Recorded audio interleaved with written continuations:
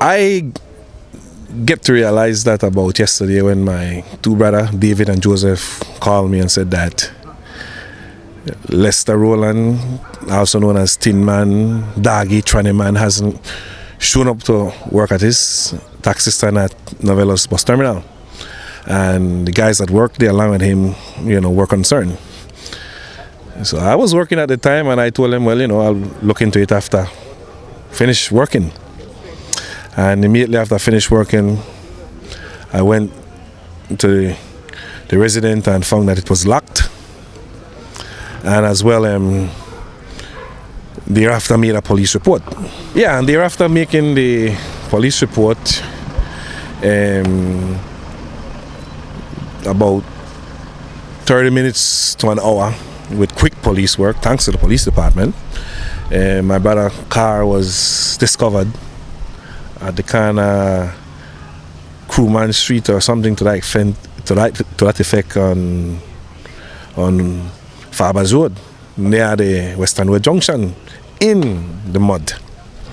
So we went up there, and after the vehicle was removed from there, the police department, the superintendent in charge told me, let's go on to my brother's house. So at that point, they conducted a search of my brother's house, and he was not in there. And when they were checking the yard where my brother lived, and the soup smell of fowls sent to the back of the yard, and he began investigating further. And then he told me that there is a body in a concrete cement vat to the back of the yard.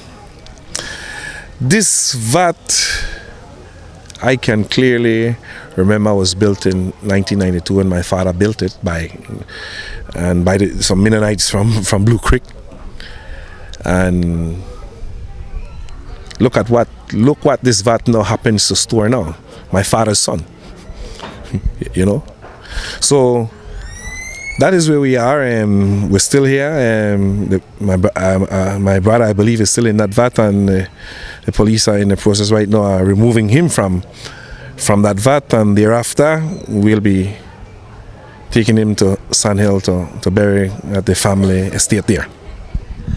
Do you know if your brother had any enemies, anybody threatening him? When you heard he was missing, what went through your mind? Like I said, this is quick. From hearing he's missing to from now finding out where he's at, not much gone into my mind, but when you hear that a taxi driver is missing and you find the taxi car and not the driver, you only could think for the worst. So make no fool about it. That was there, and you expect the worst, and the worst obviously looked like that's what happened.